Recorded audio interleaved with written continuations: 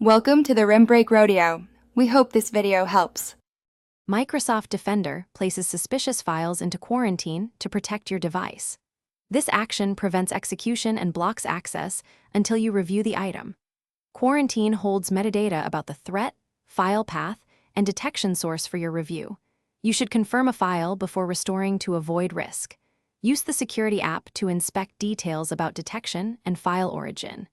Restoring will return the file to its original path on disk. You can then add an exclusion to prevent future quarantines if needed. Open Windows Security, then navigate to Virus and Threat Protection to access quarantine.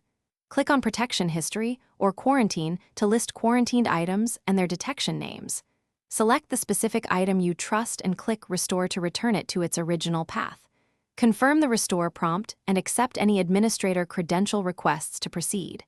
If the restore fails, sign in with an administrator account and try again.